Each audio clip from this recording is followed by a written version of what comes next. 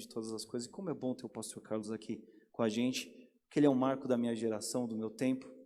Louvado seja o Senhor pela vida do irmão, por tudo que você tem sido e servido ao Senhor. É muito bom tê-lo aqui nessa noite. Ele fará as devidas apresentações aí da esposa, da Márcia, mas que Deus te abençoe e te use com poder e graça nessa noite, pastor.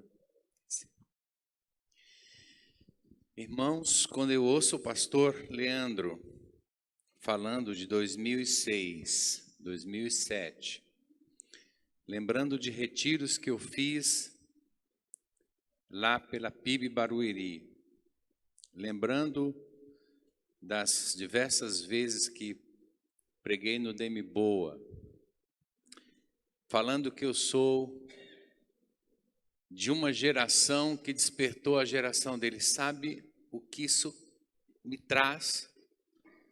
A certeza de que eu estou ficando velho.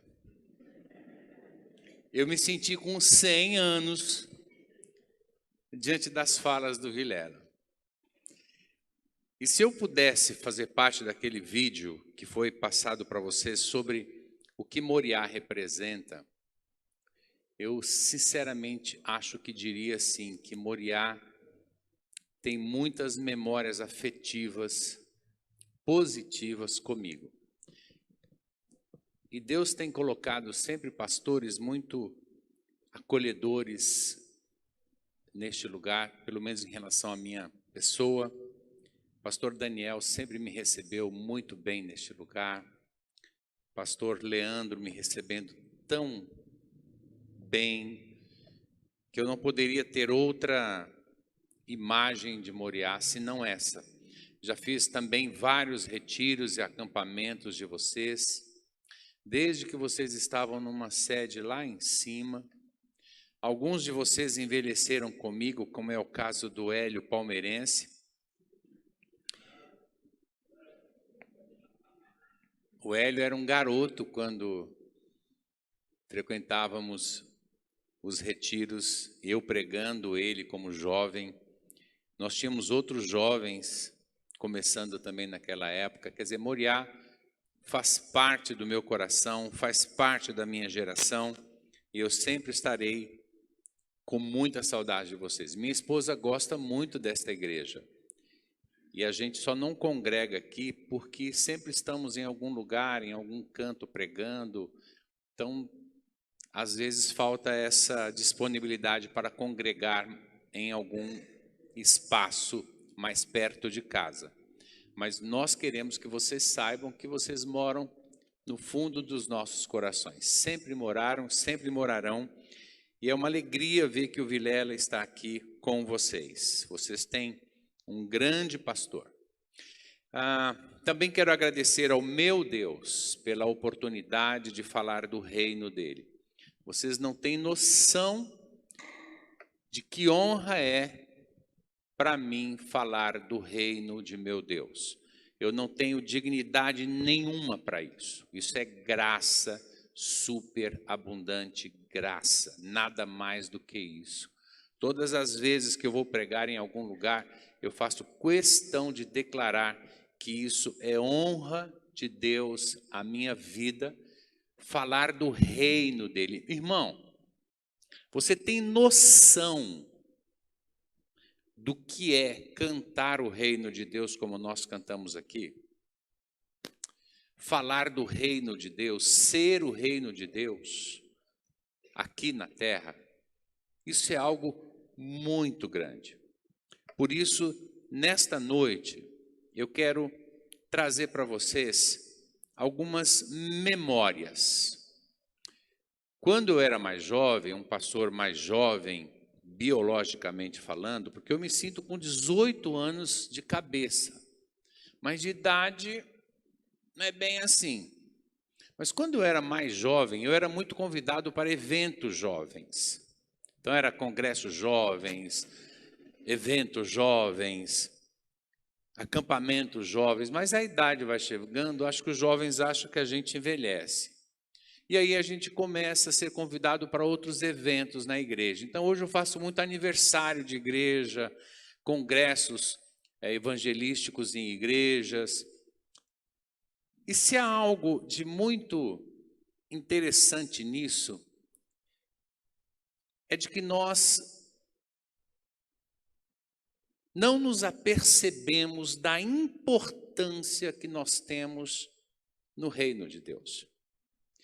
Mesmo que você sirva a sua geração, com a idade que você tem, e essa geração passa, você começa a servir de outra maneira, o ministério ele é multiforme, hoje você serve de um jeito, amanhã você serve de outro. Eu já fui por 30 anos pastor de uma igreja local, 30 anos pastoreando como titular de uma igreja local. Hoje não é bem esse o meu ministério, mas o ministério ele sofre algumas mudanças. Então, de pregar para jovens, você começa a pregar mais para um grupo mais eletivo, mais seleto, mais distribuído. Mas a grande verdade é que não importa onde você está, onde você prega, é uma honra, sempre será uma honra você poder falar do reino de Deus. Cantar sobre o reino de Deus, testemunhar sobre o reino de Deus. E como é aniversário da igreja, eu fiquei pensando durante a semana assim, o que eu posso pregar lá em Moriá, já que é uma igreja que me conhece, que eu conheço, o que eu posso levar para Moriá que não seja o habitual, o costumeiro, né? E aí eu pensei comigo assim, eu vou dar alguns conselhos de mães lá em Moriá.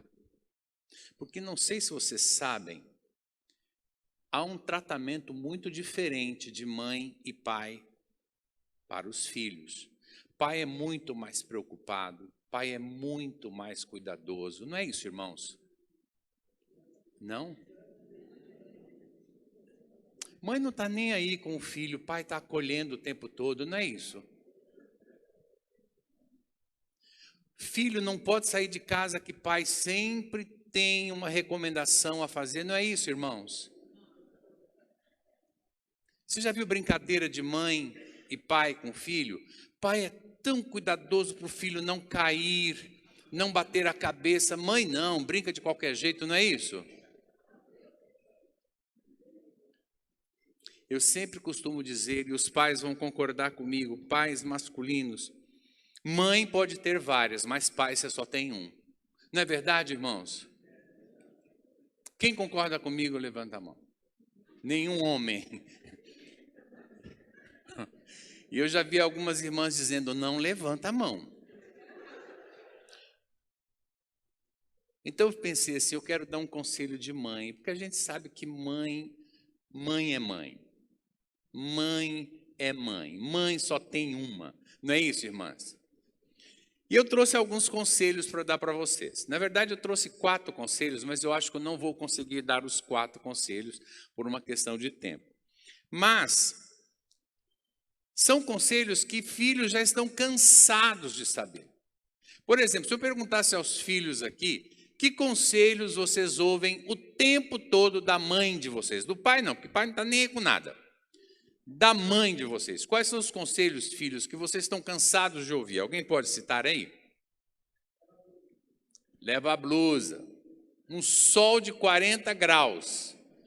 Mas ela, mãe, acha que vai fazer frio. Então, leva a blusa, filho. Que mais? Não fale com estranho. Como se a gente vivesse rodeado de gente conhecida. Não fale com isso, não vai falar com ninguém, porque só tem estranho do lado da gente. Que mais? Toma cuidado com a amizade. Por quê, mãe? Porque se você pegar mais um amigo, você vai se esquecer de mim. A grande verdade é essa. Ou seja, eu quero trazer para vocês alguns conselhos de mães. Eu gostaria de dar 4 conselhos de mães no aniversário desta igreja, 48 anos. Mas eu sei que vocês conhecem tudo que eu vou falar. É só conselho mesmo. É só trazer a memória de vocês mesmo. Minha mãe sempre falava assim, juízo, hein? Você ia na padaria comprar pão. Juízo, hein? Mamãe, para que juízo para comprar pão? É só chegar lá e pedir. Juízo. Hoje, com a minha idade, eu olho e falo, eu estou entendendo a minha mãe. Agora eu entendo quando ela falava juízo. Agora eu entendo, às vezes até ouço a voz dela aqui dizendo, juízo. Eu até olho para trás para ver se realmente ela está ali. Juízo. Só que eu não tenho mais a minha mãe. Ela foi morar com Jesus em 2011. E sabe de uma coisa? A gente está cansado de saber os conselhos da mãe. Mas quando ela não está aqui para dar, faz uma falta danada. Faz uma falta absurda. Quantas vezes eu gostaria de sair de casa e ouvir minha mãe dizendo, leva a blusa, hoje. Quantas vezes eu saio de casa e eu gostaria de ouvir a minha mãe dizendo, Carlos, leva a blusa. Só que ela não está mais aqui. E que falta faz os conselhos dela. Então eu quero trazer para vocês nesta noite alguns conselhos que vocês estão cansados de saber, mas que a igreja de Cristo precisa rever isto, precisa se lembrar disto, precisa se preocupar com isso, porque faz parte do nosso dia. E o primeiro conselho que eu quero dar para vocês é o sonho de qualquer pastor. Qualquer pastor que vocês conheçam adoraria que a sua igreja, com 48 ou 100 anos, pudesse entender isto. Há uma palavra na língua grega, que é a língua do Novo Testamento, que é sinergia, que significa sinergia, que é forças juntas, trabalhar junto. Ou seja, nós não trabalhamos separadamente. Podemos trabalhar em locais diferentes, mas não separadamente. Deixa eu dar um exemplo aqui. Alguns tocam, outros pregam, outros ficam à frente, outros estão com as crianças, mas todos trabalhando para um bem comum que é o culto. Isto é sinergia, trabalhando junto em qualquer área. Todo pastor gostaria que a sua igreja trabalhasse junto. Então, o primeiro conselho que eu daria aqui para Moriá seria o seguinte: igreja, mantenham vivas a fé e a esperança de vocês, em todos os tempos, bons ou ruins, mas sempre juntos. Satanás vai tentar dividir vocês. Não sejam inocentes. Satanás levanta todas as manhãs e diz assim, o que eu posso fazer para dividir a Igreja Batista de Moriá? O que eu posso fazer para colocar um contra o outro? O que eu posso fazer para dividir o reino de Deus na terra? Portanto, a minha palavra não é apenas estejam juntos, em tempos bons ou ruins, mas é estejam juntos, trabalhando juntos, com sinergia, força junta, trabalhando em coletividade, trabalhando em equipe e não se importando se há um melhor ou um pior em nosso meio. E para tanto, eu quero ler um texto para vocês, que é o nosso texto da meditação desta noite. Eu vou ler vários textos nesta noite, mas esse é o texto da meditação. Se você puder abrir a sua Bíblia em Filipenses, capítulo 2, versículos 2 a 11. Você pode abrir? Se ao seu lado houver alguém sem Bíblia, compartilhe a leitura com essa pessoa, para que todos nós possamos acompanhar o que está sendo lido nesta noite. Filipenses, capítulo 2, versículo 2 a versículo 11. Na minha tradução, que é a Nova Versão Internacional, diz assim, eu vou ler bem tranquilo, porque isto aqui, a ideia é você entender que uma igreja precisa ser unida. Filipenses diz assim, completem a minha alegria. Olha, que isso é um sonho de todo pastor. Com certeza é o sonho do Leandro aqui. Completem a minha alegria, tendo o mesmo modo de pensar, o mesmo amor, um só espírito, uma só atitude. Nada façam por ambição, egoísmo ou vaidade, mas humildemente considere o outro como superior a você. Cada um cuide não somente dos seus próprios interesses, mas dos interesses do outro, desse outro que está ao seu lado. Seja a atitude de vocês a mesma que houve e que estava em Jesus Cristo, que, embora sendo Deus, não considerou ser igual a Deus, mas humilhou-se, tomou a forma de servo e, vindo a ser servo, tornou-se semelhante a homens. Eu não sei se você tem noção dessa distância entre homem e Deus. Olha a humilhação que Jesus sofreu. Ele era Deus. Aí ele se humilhou a ponto de se tornar homem. Irmão, se formos falar numa linguagem nossa, humana, não foi uma humilhaçãozinha qualquer. Ele não desceu um degrau de uma escada para se tornar homem. Ele se humilhou, se humilhou, se humilhou, se humilhou, se humilhou, se humilhou, se humilhou, se humilhou, se humilhou, se humilhou, até tornar alguma coisa chamada homem, que não presta para nada, que não faz diferença nenhuma, até que ele tomou essa forma. Então não foi assim 2 degraus que Jesus desceu. Não foi uma humilhaçãozinha. Ele deixou a sua plataforma de Deus e se tornou qualquer coisa, porque nós somos qualquer coisa. Por mais que você seja algo nesta terra, nesse tempo, você é qualquer coisa.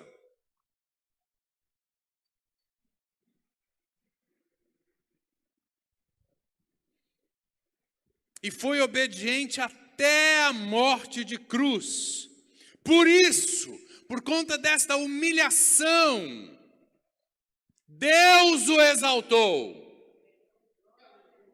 e tornou o nome dele acima de qualquer outro nome.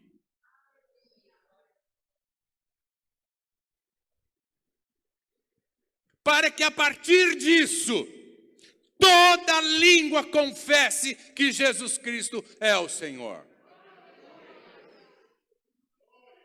Só para vocês terem uma ideia, o nome de Jesus hoje tem aproximadamente 7,5 milhões de acessos na internet por dia. Esse nome que se humilhou para ser exaltado. 7,5 milhões de acessos dia na internet com o nome dele ou alguma coisa referente a ele. Deus o exaltou. E a palavra de Deus diz que esses que riem da tua fé, que zombam da tua fé, um dia até esses vão ter que declarar que ele é o Senhor. Por isso, quando eu digo que isto é sonho de todo pastor, é o primeiro conselho de mãe que eu te dou, Igreja Batista Moriá. Sejam unidos, não briguem um com o outro. Lá em casa, nós éramos em 11 irmãos, nós não tínhamos pai, a minha mãe criava 11 filhos. Eu era o mais novo com 5 e o mais velho tinha uns 13, 14, por aí. Quando nós brigávamos entre nós, pastor Leandro, a minha mãe fazia-nos beijar um ao outro. Abraçar e beijar, mas não era beijo de rosto, era beijo de língua. E ela falava assim, um dia eu vou faltar. E vocês precisarão ser unidos. É disso que eu estou tentando dizer para vocês, que o primeiro conselho de mãe nessa noite é: sejam unidos. Haja o que houver, que luta passar, que dificuldade acontecer, sejam unidos. Não permita que Satanás divida vocês. Não permita que Satanás coloque mentira no meio de vocês. Porque ele está aí para isso. E eu não critico Satanás não, de verdade, até o parabenizo. Porque é o papel dele. Bobos somos nós, que percebemos que ele faça casa nos nossos corações. Por isso, o primeiro conselho que eu dou para vocês, e vocês estão cansados de saber, porque as mães de vocês falavam: sejam unidos, trabalhem com sinergia, com força junta. Juntos nós vamos mais longe, vamos de maneira mais lenta, mas vamos mais longe. Na psicologia a gente costuma dizer isso. Juntos nós vamos de maneira mais lenta. Se fôssemos sozinhos, iríamos mais rápidos. Mas o que nós queremos? É ir mais rápido ou ir mais coletivamente? O que nós queremos ser? Que igreja nós queremos ser? Uma igreja estruturada, família, acolhedora, que adora o Rei dos Reis, e por isso talvez não vá tão rápido, ou uma igreja de eventos, onde você entra, assiste o culto e sozinho vai embora. O que nós queremos ser? Se você disser uma igreja de eventos, eu digo: olha, então monte uma, porque você tem grande futuro se a tua ideia é esta. Se a tua ideia for números, vá em frente por esse caminho. Mas se a tua ideia for coesão, sinergia, trabalho junto, força junta, um vivendo o amor e repartindo com o outro, um abraçando o outro e dividindo a dor e a mesma alegria, então, meu querido, não é velocidade.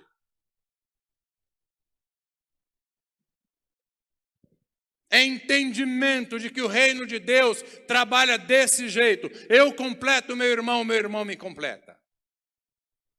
Eu preciso do meu irmão precisa de mim. Eu não sou nada sem ele. Por mais chato que o meu irmão seja, tem alguma coisa nele que vai fazer falta no que eu tenho. Por isso, antes de você falar mal de alguém, tenta ver o que essa pessoa que você não gosta tem de bom. Aliás, tenta ver o que você tem de bom. O segundo conselho que eu dou para vocês nesta noite, você talvez diga: pastor, todo mundo sabe disso, mas é conselho de mãe. E é importante a igreja se lembrar disso todos os santos dias. Não é fake news. Jesus ressuscitou, igreja. A igreja de Cristo, não o templo, porque isso aqui, irmãos, não vale nada. Isso é pedra, tijolo, vidro, instrumentos, microfone, púlpito, isso aqui não presta para nada. Quando eu falo de igreja, eu falo do corpo de Cristo. Eu reconheço que isso aqui é importante, eu reconheço que isso aqui é necessário, mas olha, se não tiver nada disso, a gente cultua lá fora. Quem concorda comigo, levanta a mão. Se hoje nós chegássemos aqui, se hoje eu chegasse aqui e tivesse essa porta lacrada, eu diria: Vilela, eu prego lá fora, porque nós aqui somos a igreja. Nós precisamos acordar todos os dias, olhar no espelho e dizer: o meu Cristo ressuscitou.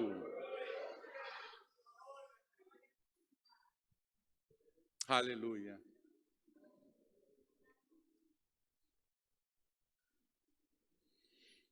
E eu quero trazer um texto de 1 Coríntios 15 que diz assim, você não precisa abrir, só vou ler.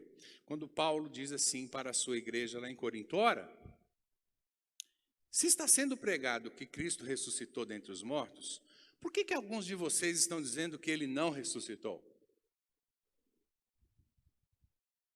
Ou seja, se esquecer que Cristo ressuscitou, não é problema nosso hoje, não. Sempre foi problema da igreja de Cristo esquecer que ele ressuscitou.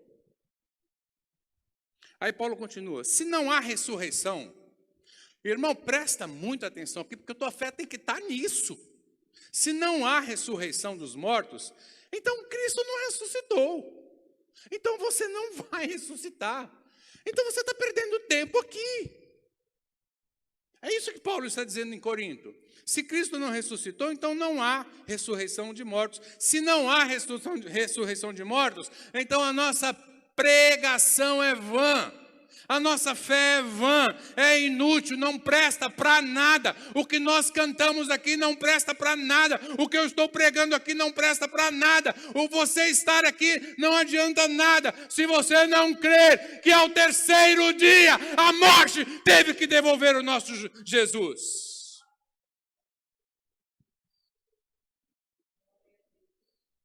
A nossa igreja dos nossos tempos precisa se lembrar desse conselho de mãe. É como se você terminasse o culto, fosse embora e o pastor local dissesse: oi, lembre-se durante a semana que Jesus ressuscitou.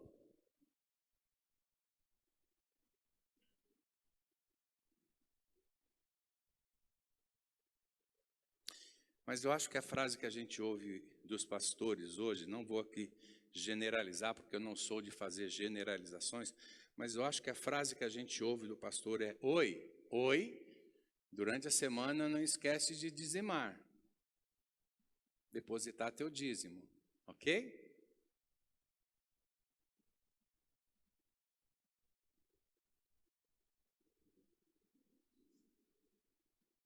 Diga para esse irmão que está do teu lado: eu sei que você sabe, mas Jesus ressuscitou.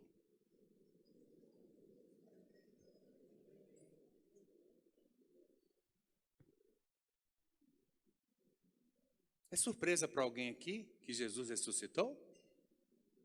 Então eu não estou inventando a roda? Nossa, eu achei que quando eu falasse isso, você ia falar: ah! Vamos fazer uma brincadeira aqui, eu vou falar assim: gente, Jesus ressuscitou. Aí vocês fazem: oh! Como se vocês não soubessem, tá bom? Igreja, Jesus ressuscitou! Verdade.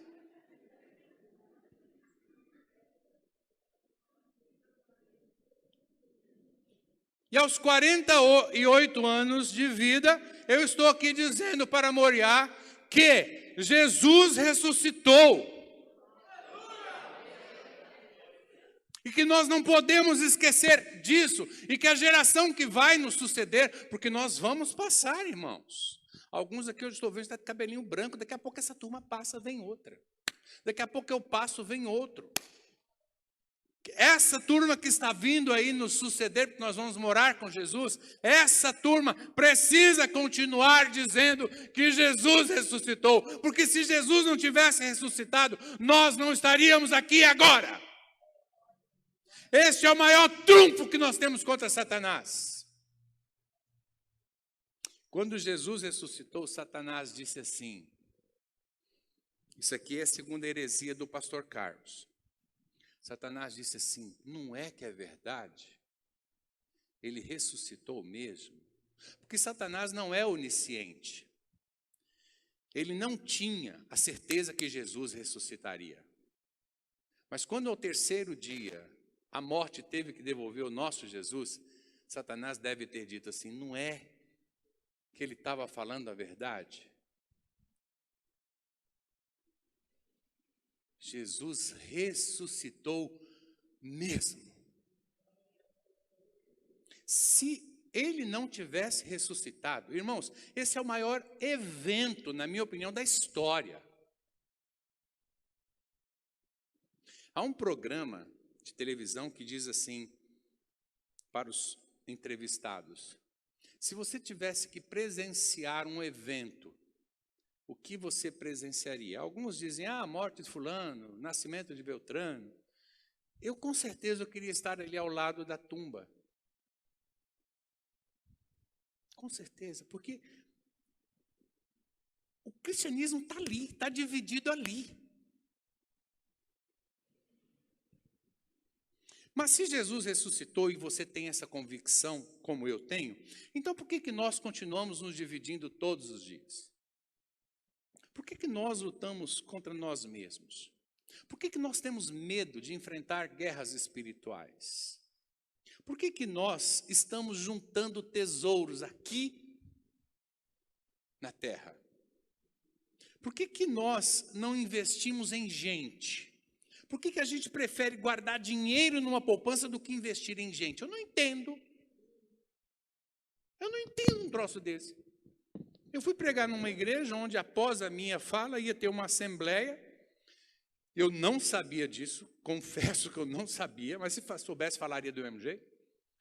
Onde o pastor ia mostrar para a igreja que a igreja tinha conseguido juntar o seu primeiro $1 milhão.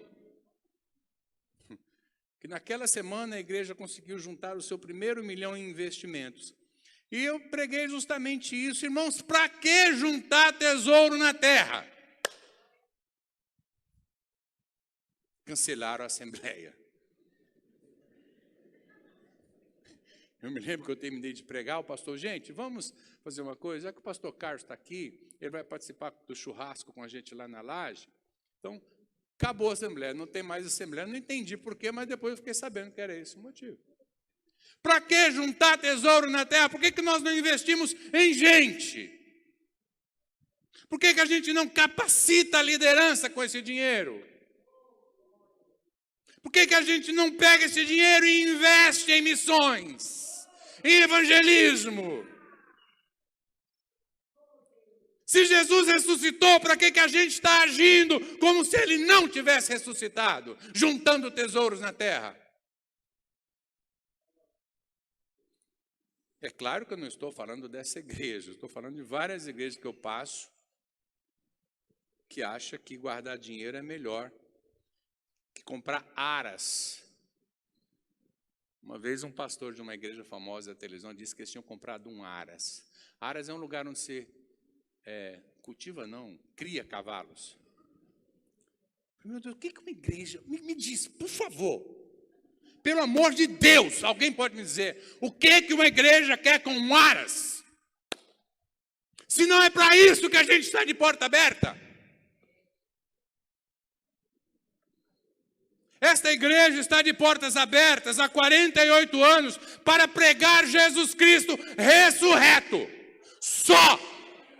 Mais nada. Qualquer outra coisa que nós façamos,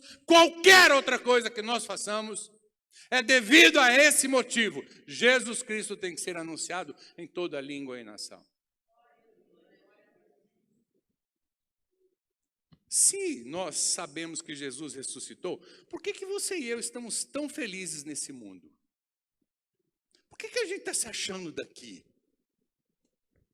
Porque eu vejo alguns cristãos, parece que estão gostando de morar aqui na terra. Meu irmão, você não é daqui. Você não vai ficar aqui muito tempo. Esse não é o nosso planeta. Você é de outro planeta, você é um ET aqui. Daqui a pouco você vai subir na sua nave e vai voltar para o seu planeta. Então por que vocês estão querendo gostar desse lugar? Fala para mim. Eu vou comprar aí umas 2 casas para deixar de investimento. Para quê? Você não anda aqui, cara. Para que ter casa aqui? Tem uma para você morar e tá bom. Ok, pastor, posso ter uma para morar? Pode. Tem uma para você morar, um carrinho para você andar por aí. Mas tá bom. Não gosta muito daqui, não. Isso aqui não é o nosso lugar. Daqui a pouco nós vamos para o nosso planeta chamado céu. Mas também eu não estou dizendo que você tem que viver como Madre Teresa de Calcutá. Não é disso que eu estou falando também. Daqui a pouco alguém fala, tá vendo? O pastor disse que eu não tenho que trabalhar, que eu tenho que ser um vagabundo. Não estou falando isso. Marido, você tem que trabalhar para sustentar a tua casa. O que eu estou dizendo, marido, é que você não precisa ter a preocupação de ter. Mas a tua preocupação é ser. Ser o melhor pai. Ser o melhor marido. Ser a melhor esposa. ser a melhor mãe, ser o melhor adorador. A nossa preocupação é ser. Então, se nós sabemos que Jesus Cristo ressuscitou, e se Ele ressuscitou, nós vamos ressuscitar também, porque uma coisa está intimamente ligada à outra, por que nós estamos juntando tesouros aqui? Diz para mim. Por que estamos nos dividindo? Ok. Eu vou dar mais um conselho de mães para vocês. Eu costumo dizer que nós só temos uma missão nesse planeta. É viver para a glória de Deus. Você concorda com isso ou não? Meu irmão, minha irmã, presta atenção aqui em mim. Se você não entende que você existe para a glória de Deus, você não tem por que existir. Estou sendo sincero. Porque se eu sou Deus, você já desaparecia. Então nós cristãos, que temos um Cristo ressurreto, precisamos entender que nós existimos para a glória dele. Certo ou errado? Você acredita nisso ou não? Então diga, eu existo para a glória de Deus. Só! Ah, mas eu quero ser um advogado famoso. Cara, isso aí é algo que pode ser acrescentado. O motivo da tua existência é viver para a glória de Deus. Se você não está vivendo para a glória de Deus, não tem por que você existir. Se não tem por que você existir, o que você está fazendo aqui? Você pode ser um advogado, um psicólogo, um médico, um servente de pedreiro, um ajudante de pedreiro, um pintor, um eletricista. Essas coisas não podem ser a sua motivação de vida. A sua motivação de vida é viver para a glória de Deus. Se você viver para a glória de Deus, lá onde você estiver, fazendo o que você estiver fazendo, as pessoas vão olhar para você e falar, aqui tem gente de Deus. Então, o segundo conselho que eu daria aqui, de mãe, seria, se você vive para a glória de Deus, não deixe nenhuma pedra clamar em seu lugar. Quando Jesus estava entre os discípulos, entre a sua igreja aqui na terra, ele costumava dizer assim, olha pessoal,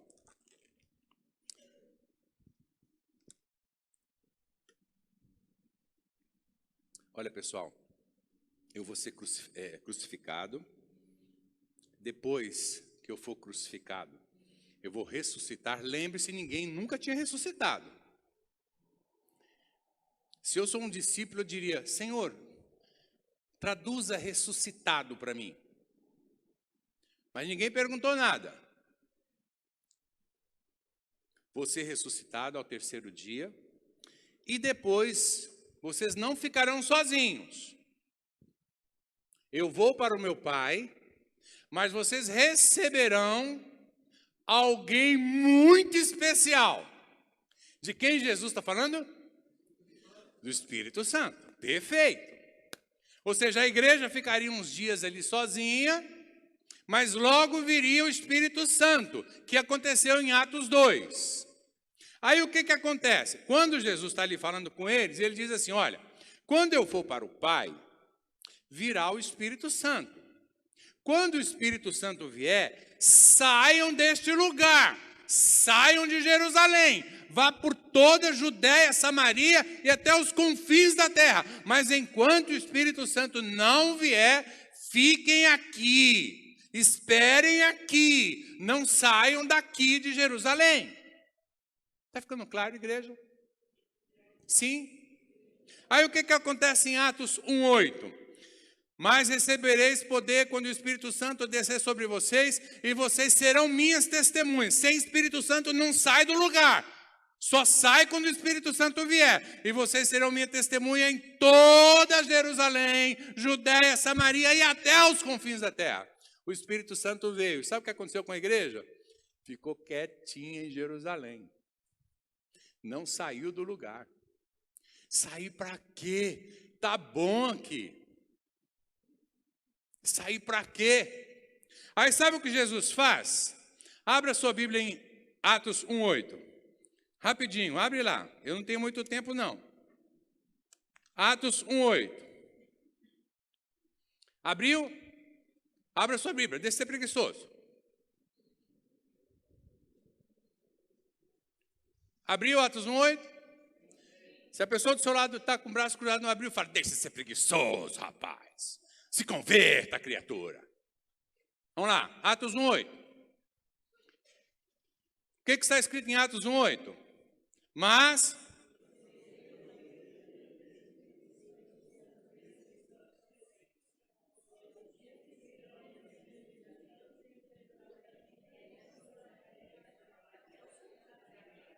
Faz assim com a sua Bíblia.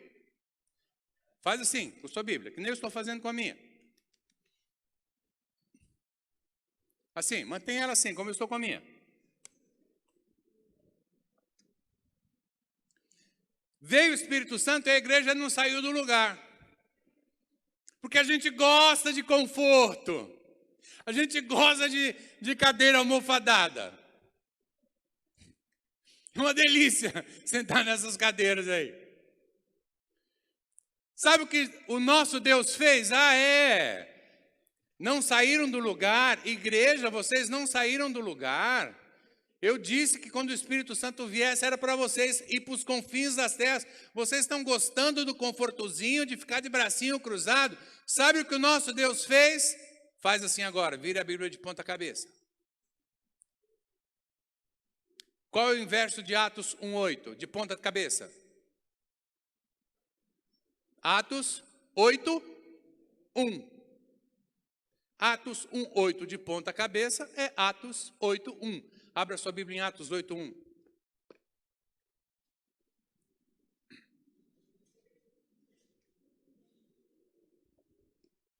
Olha o que acontece em Atos 8:1. Por isso que eu digo, é conselho de mãe. Segue os conselhos de mãe, meu irmão. Mãe, ela não sabe o que fala, mas dá certo o que ela fala. Não desobedece a mãe. Se ela falar, vai de blusa, não discuta, porque vai fazer frio. Se ela falar, leva o guarda-chuva, leva, porque vai chover. A gente não sabe, mas mãe tem um contato com Deus em algum lugar. Olha o que acontece. Atos 8:1. Atos 8:1. E Saulo estava ali, consentindo na morte de Estevão. Naquela ocasião desencadeou grande perseguição sobre a igreja em Jerusalém. Todos, exceto os apóstolos, foram dispersos por toda a Judéia e Samaria. Não vai por bem, vai por mal.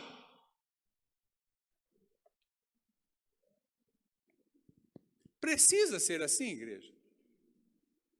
Não. O conselho é, quando descer o Espírito Santo, vai. Até que não desça, fica aí quietinho, fica aí bonitinho. Fica aí achando que esse é o nosso planeta, não tem problema. Mas quando vier, vai. A igreja não foi. Aí o que o nosso Deus fez? Esquecer dos conselhos de mãe? Atos 8:1. Mandou uma grande prova sobre a igreja, perseguição. Aí a igreja se espalhou. E olha o que acontece quando a igreja se espalha. Atos 9:31. A igreja passava por um período de paz em toda a Judéia, Galiléia, Samaria, e era edificada todos os dias e encorajada pelo Espírito Santo e crescia em número, vivendo no temor do Senhor. Essa igreja que foi espalhada à força, ela aprendeu a conviver fazendo aquilo para o qual ela existia, que era viver para a glória de Deus.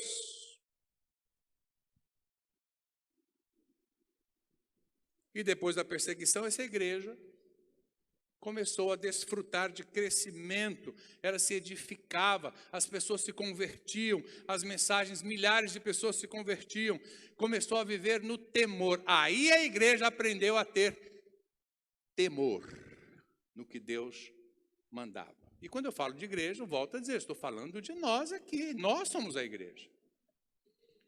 Se eu fosse trazer uma lição aqui para você sobre isso, eu diria assim, precisa Deus pesar a mão sobre a tua vida para você aprender alguma coisa? Precisa, igreja. Custa ser obediente?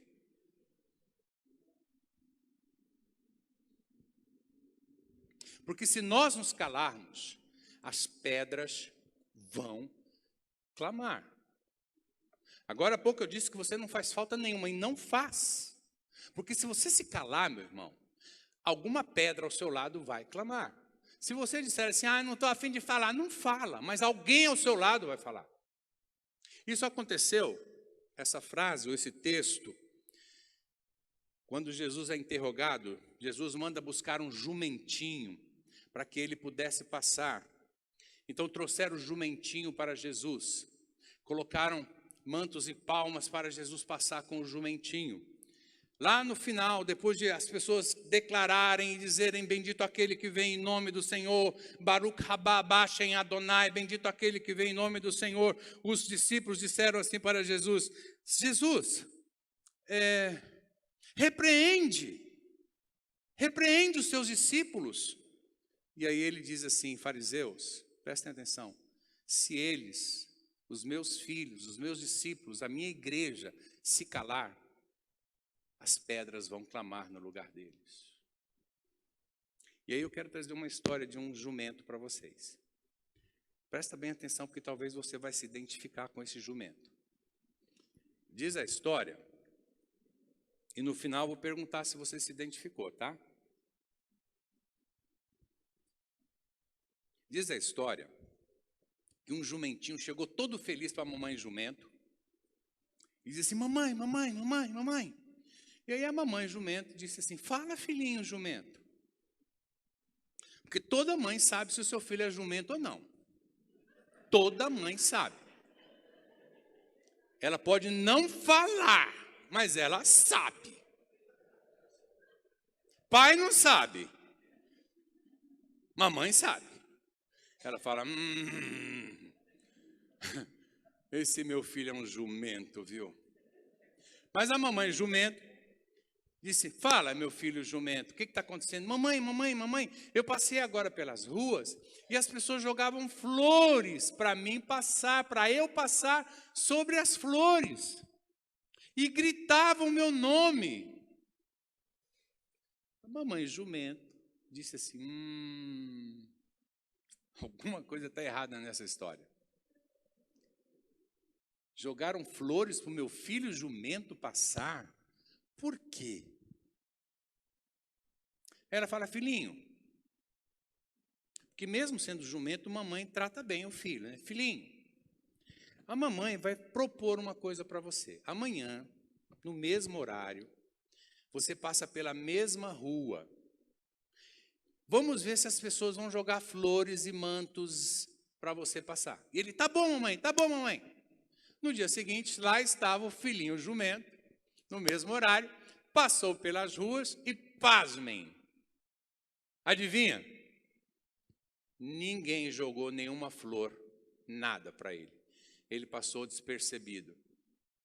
Então, o filhinho jumento chega em casa e fala assim, mamãe, eu estou muito triste, porque ninguém jogou nenhuma flor para mim. Ninguém nem percebeu que eu estava passando hoje. Aí a mamãe jumento olhou para o filhinho jumento, e num conselho de mãe jumento, ela disse assim, sabe o que é, filhinho? É que ontem, quando você passou, Jesus estava sobre você. Hoje você passou, Jesus não estava sobre você. Por isso ninguém nem reparou em você. E aí o jumentinho disse assim, mas mamãe, o que isso significa? E a mamãe disse assim, significa, filhinho jumento, que sem Jesus, você é só um jumento. Nada mais do que isso. E eu quero dizer para você que está aqui nesta noite, irmão, que por mais que você cante bem, toque bem, pregue bem, seja incrível, sem Jesus, você é só um jumento e nada mais. Está ficando claro? Então diga, eu sou um jumento mesmo. Sem Jesus, você é só um jumento. Diáconos dessa igreja, sem Jesus, meus diáconos, vocês são apenas jumentos. Músicos, sem Jesus, vocês são apenas jumentos. Pastores, sem Jesus, vocês são apenas jumentos. Esta é a grande verdade. Por isso ele ressuscitou, para que nós deixássemos essa condição que temos de jumentice e tivéssemos algo especial sobre nós, que é o nosso Jesus Cristo. Por isso que quando você está saindo de casa, irmão, a sua mãe fala assim: lembre-se, para onde você vai hoje, se você for para esse lugar sem Jesus, você é só um jumento nesse lugar. Está entendendo, filho, por que sua mãe falava isso? Quando a sua mãe fala assim, vai com Deus, filho, ela tem uma frase por trás disso. Quando ela fala, vai com Deus, filho, ela está dizendo que sem Deus, meu irmão, você é só um jumentinho indo. Mas com Deus, cara, você faz toda a diferença. Eu me lembro uma época que eu estava passando a virada do ano na praia, aqui em Praia Grande. Minha sogra tinha uma casa em Praia Grande e depois do culto à noite nós descíamos para lá. E teve um final de ano que foi muito interessante. Nós chegamos, minha esposa e eu chegamos na casa da minha sogra e eu disse, olha, eu vou, até da meia-noite eu vou andar na areia. Eu comecei a andar na areia e eu vi um grupo de pessoas assim, na praia, a uns 300 metros de frente. Opa, tem irmão em Cristo, vou lá. De repente eles começam a cantar uns louvores, eu canto com eles também. E me aproximei do grupo. Quanto mais próximo chegava, eu percebia que não eram irmãos em Cristo. Era outra coisa. Mas eu me aproximei. E eu fiquei ao lado de uma velhinha, que estava a uns 50 metros do grupo. Eu fiquei ao lado dela, de braço cruzado, vendo as pessoas rodarem e chamando o santo. Eu não conhecia a velhinha não me conhecia. Aí, de repente, no meio de toda aquela fuzuê, aquela bagunça, alguém saiu em nossa direção gritando e disse assim, saiam daqui! Porque os santos não querem descer com você aqui. Opa, eu disse, eu sabia que Satanás tinha medo de mim. O meu ego foi lá nas alturas, irmãos. Ai, Satanás está morrendo de medo de mim. Ele sabe quem sou eu. Ele sabe o meu nome. Ele passou por mim, foi na velhinha e falou, saia daqui.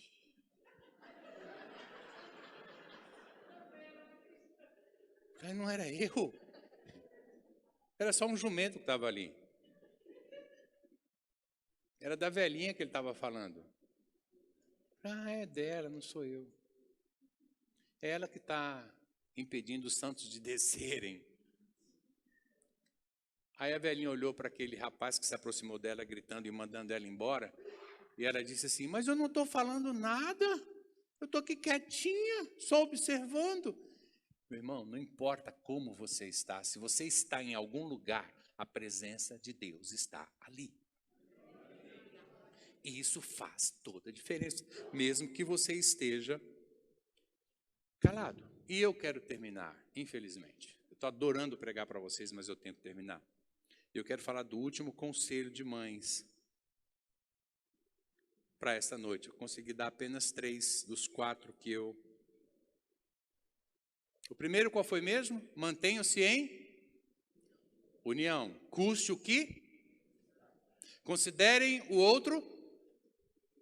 O segundo, lembrem-se todos os dias que o nosso Cristo...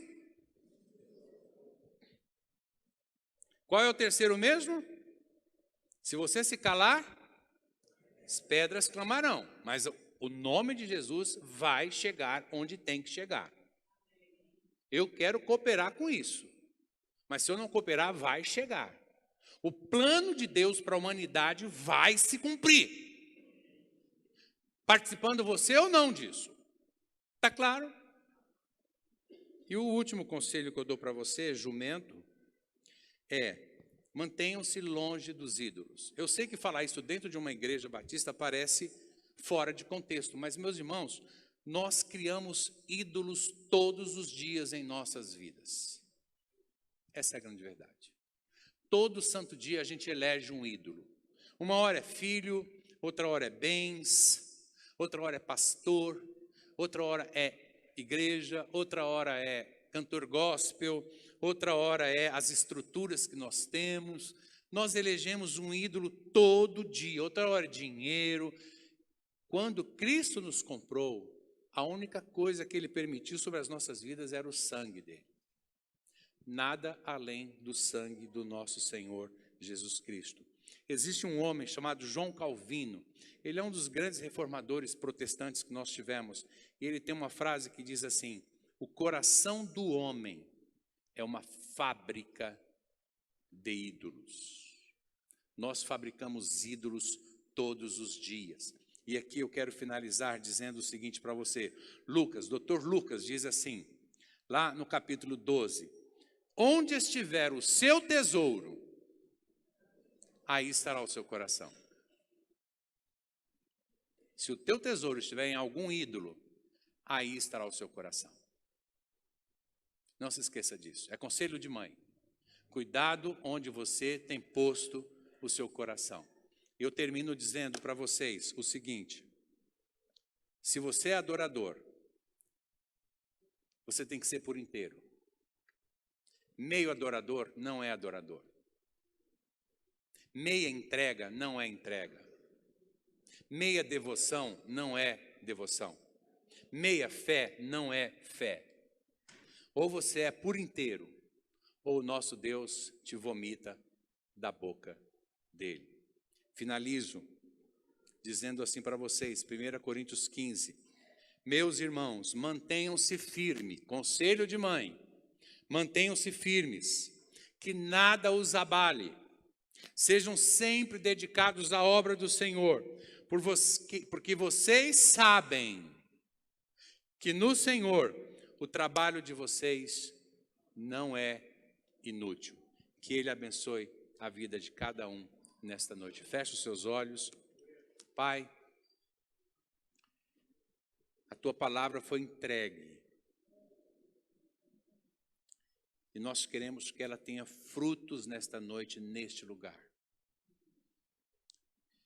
Pai, eu não sei como esta igreja, esses irmãos aqui presentes têm sido na Tua presença. Mas eu sei que o Senhor não aceita nada pela metade. Entrega pela metade, o Senhor não aceita. Louvor pela metade, o Senhor não aceita. Devoção pela metade, o Senhor não aceita. Culto pela metade, o Senhor não aceita.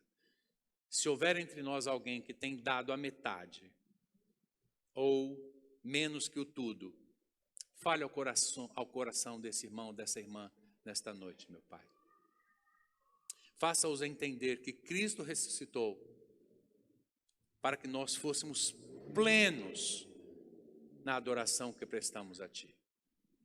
E de que nós existimos para a Tua glória e para o Teu louvor. Eu quero fazer um apelo ao teu coração, meu irmão. Continue de cabeça baixa. Eu não vou insistir no apelo porque nós já estamos com a hora avançada.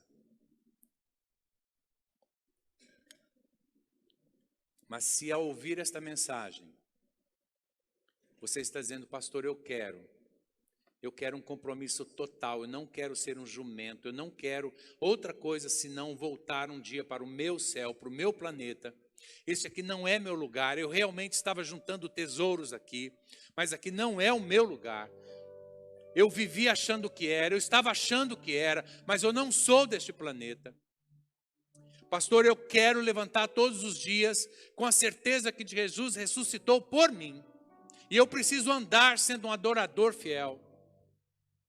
Pastor, eu me perdi um pouco nos últimos tempos, mas eu quero hoje retomar a minha caminhada.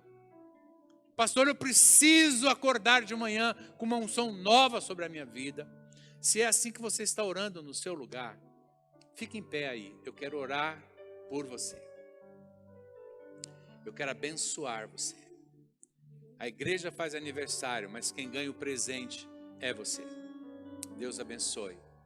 Deus abençoe. Deus abençoe. Deus abençoe. Deus abençoe. Deus abençoe. Deus abençoe. Pastor, eu quero isso. Eu não vou mais me entregar pela metade, pastor. Fica em pé no teu lugar. Eu quero orar por você. Deus abençoe. Deus abençoe. Deus abençoe. Pastor, até hoje eu controlava a minha vida espiritual, mas eu entendi que eu não posso fazer isso. Fica em pé no teu lugar, eu quero orar por você. Deus abençoe. Deus abençoe. Deus, aqui estão algumas pessoas que se levantaram dizendo que querem mais de Ti, que querem confiar mais em Ti, se lembrar a todos os dias que o Senhor não ressuscitou à toa. O Senhor ressuscitou para que eles tivessem vida. Pai, receba esta entrega agora, porque eles estão reconhecendo publicamente que sem Jesus eles não são nada. Eles precisam desesperadamente do Senhor. Abençoe-os, Pai, nos seus propósitos, se esses propósitos forem santos diante do Senhor. E abençoa essa igreja, Pai, que Moriá complete 50, 100, 200, 300 anos. Que ela esteja sobre a face da terra até o dia em que o nosso Cristo vier buscar a igreja dele. E que muitas vidas conheçam Jesus através deste lugar. Nós oramos para a glória do nome daquele com quem passaremos toda a eternidade após a nossa ressurreição. Amém, amém e amém. Deus abençoe vocês. Podem se assentar.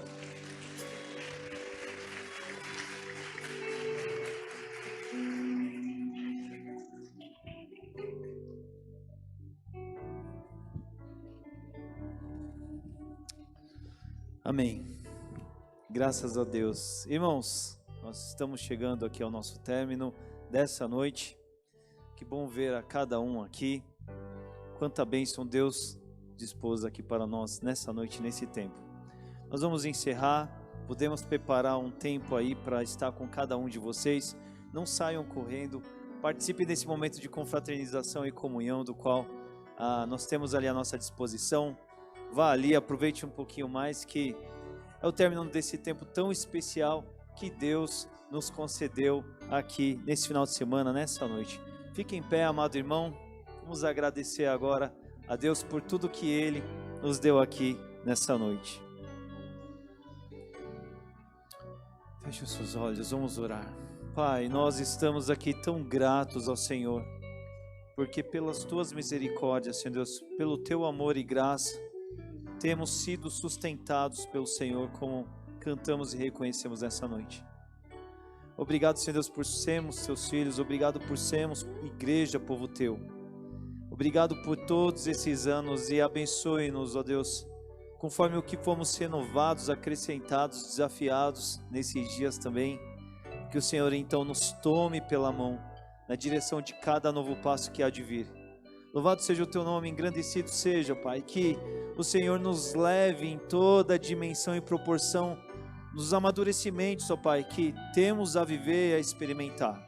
Alcançando a maturidade, Senhor Deus, mais e mais, Senhor Deus, consolidando, Senhor Deus, no Senhor, a nossa unidade de caminhar juntos como povo Teu, seguindo cada conselho, Senhor Deus, inclusive dessa noite que nos atentamos, nos ouvimos aqui, Pai, quanta bênção, que o Senhor nos leve por esse caminho, então, e assim, Senhor Deus, continuaremos, Senhor Deus, a experimentar das Suas bênçãos, das Suas maravilhas, sendo mais que vencedores. No nome daquele que nos salvou. E agora, que o amor de Deus o Pai, que a graça, maravilhosa graça, salvadora de Jesus Cristo, e que a comunhão e que as consolações do Santo Espírito de Deus estejam com o povo de Deus hoje, ainda nessa noite, pelos próximos dias, por toda essa semana e para todo sempre. O povo de Deus diz: Deus te abençoe, meu irmão. Não vá embora rápido. Participe desse tempo com o Senhor. Deus abençoe.